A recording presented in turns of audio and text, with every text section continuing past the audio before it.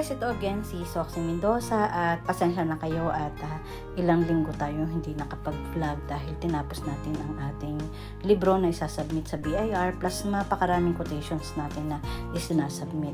So ngayon ay nandito tayo guys sa City Mart. Tayo ay kasi nawala yung ating coin farce at napakahalagang bagay sa akin na meron tayong lagayan ng barya para pag nagbabayad tayo ng tricycle ay hindi natin labas-masok ang ating wallet. So pumila tayo dito sa fast lane ng City Mart at napakarami ng bila, ang daming namimili, talagang hindi nauubusan ng pera at alam naman natin peak season ngayon. So ito nga, nagbayad na tayo. Itong aking coin purse ito, 85 pesos lang. Maganda rin ang quality at talagang napaka-usable siya ang coin purse para sa akin dahil tayo magwawala ng wallet guys. So guys, tinake chance natin ang araw na ito. Ngayon ay Thursday, October 17 at 7 o'clock. Past 7 na tayo na nandito tayo sa JP Rizal at gusto kong i-witness yung tinatawag na super moon. So ito daw super moon, you could manifest any wishes. Siyempre, hindi naman tayo masyadong naniniwala. Naniniwala din pero sabi nga nila, nasa Diyos ang awa, nasa tao ang gawa. Kahit pa tayo mag-wish na 100 times, then 1,000 times, kung hindi naman natin tinatrabaho ang isang bagay, ito hindi rin magmamanifest.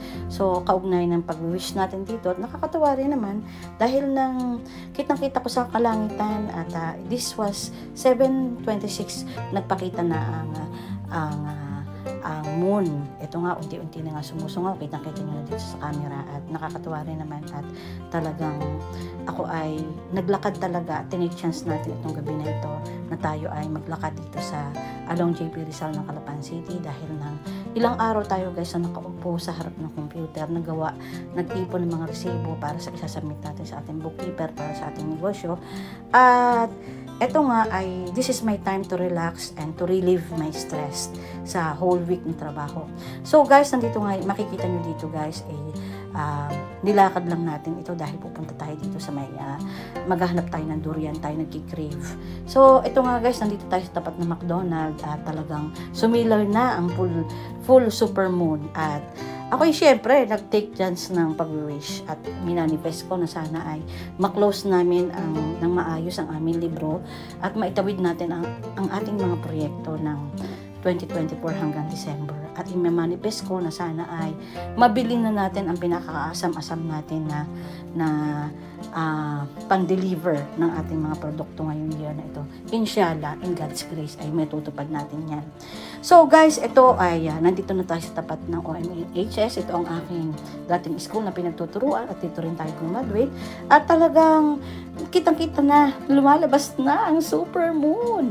So guys, napakaganda ng project ng Calapan City with our current mayor, Mayor Murillo, Pet Malu, Tita Malu, at ang ating ang DPWH ay naglagay ng mga solar lights. So hindi na excuse ngayon ang madidilim na kalye dito sa Calapan City. Halos lahat na ng kalye dito ay maliwanag, lalong-lalo na dito sa National Highway. At makikita niyo naman guys, nandito tayo sa may palengke, sa may 7-Eleven dahil dito tayo maghahanap ng durian. Ay talagang napakaliwanag. It's almost 15 minutes before 8 o'clock, nandito na tayo sa may purtasan, ay ang dami pa rin namimili.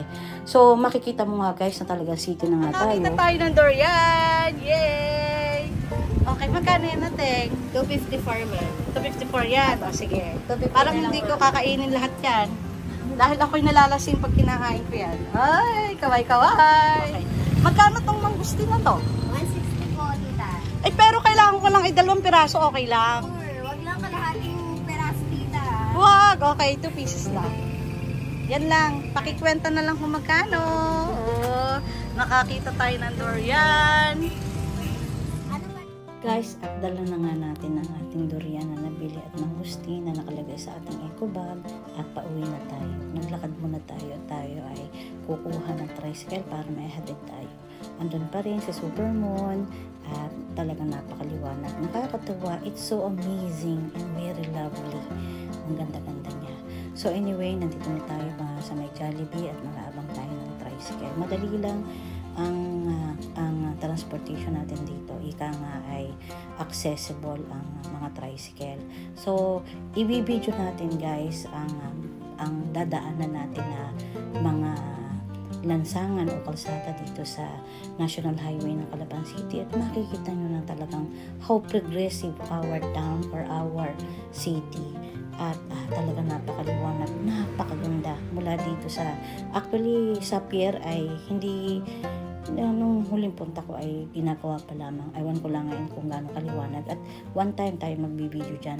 Ito nga guys, makikita nyo na ay dito sa Calapan City ay talagang saturated na yung o tabi-tabi na talaga ang mga establishmento dito. Kaya nga ang development ngayon ay nandun na sa parte ng 5 at papunta na doon sa mga Biga 12, sa mga Puting Tubig, nandun na yung mga malalaking negosyo. Kaya nga nandun na rin yung mga malalaking restaurant, at doon na rin itatayo ang mga magagandang restaurant. So guys, ito nga, at patuloy tayo naglalakbay. So puputulin ko na guys ang pag-voice over ko dito, at samahan nyo ako sa paglalakbay dito pa uwi. Tayo naka-tricycle lang guys, at kahit tayo may sasakyan, tayo magta-tricycle very economically. Ang pagsakay mo dito ay kung malapit lamang ay 15 pesos, 20 pesos, pero ako 70 pesos to 80 pesos lang binabayaran ko. May driver na ako, relax pa ako. So guys, maraming salamat. Paki-like at paki-subscribe na natin ating channel. Samahan niyo ako dito sa paglalakbay sa Calapan. See you again. Have a nice day, and sana'y matupad ang ating mga wishes under the brightest light of supermoon.